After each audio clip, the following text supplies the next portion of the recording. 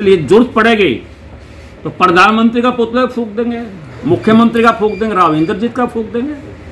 हमारे रास्ते में जो रोड़ा बनेगा हम उसी के खिलाफ आवाज उठाएंगे।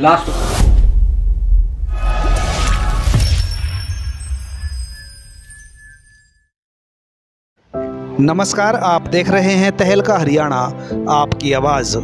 रेवाड़ी में एम्स संघर्ष समिति ने प्रेस कॉन्फ्रेंस कर 2 अक्टूबर तक एम्स का शिलान्यास करने की मांग उठाई है। साथ ही सरकार को चेतावनी दी है कि अगर एम्स का शिलान्यास सितंबर महीने में नहीं हुआ तो अक्टूबर में एम्स संघर्ष समिति द्वारा इस संबंध में बैठक कर कोई बड़ा फैसला लिया जाएगा। एम्स संघर्ष समिति के पदाधिकारियों कामरेड राजेंद्र सिंह और शिवताज सरपंच आदि ने कहा कि अब उनके सब्र का बांध टूट चुका है। 5 साल से आश्वासन ही मिल रहे हैं, इसलिए अब उन्हें आश्वासन नहीं बल्कि काम चाहिए।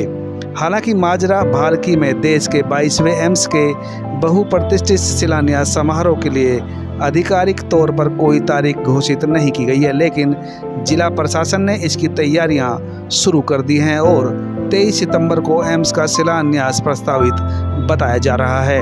एम्स संघर्ष समिति ने सरकार को चेतावनी देते हुए कहा कि अगर माजरा भालकी गांव में एम्स की ओपीडी और एमबीबीएस का पाठ्यक्रम की कक्षाओं को इस महीने से शुरू नहीं किया गया तो अगले महीने से समिति की ओर से दोबारा आंदोलन की रूपरेखा तैयार की जाएगी।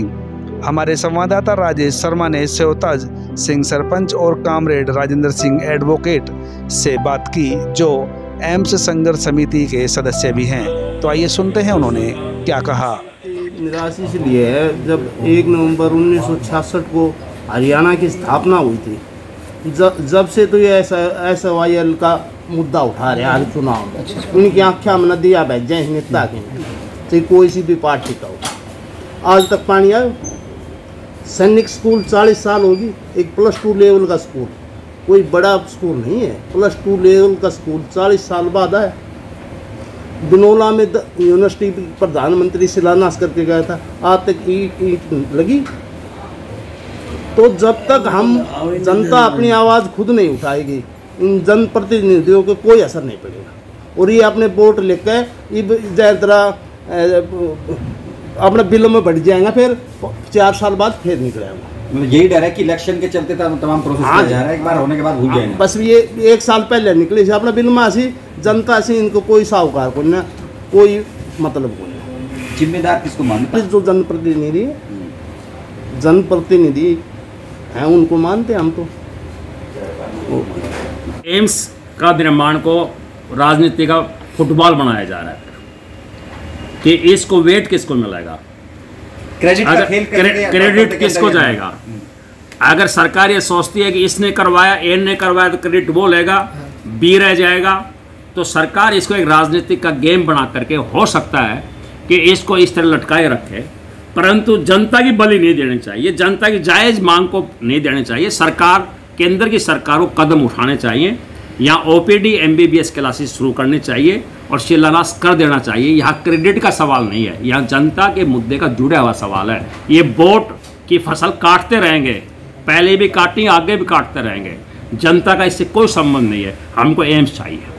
हमने राव इंद्रजीत सिंह को भी लगातार ज्ञापन भेजे हैं, उन्होंने कम से कम इस ढंग की बातें नहीं की।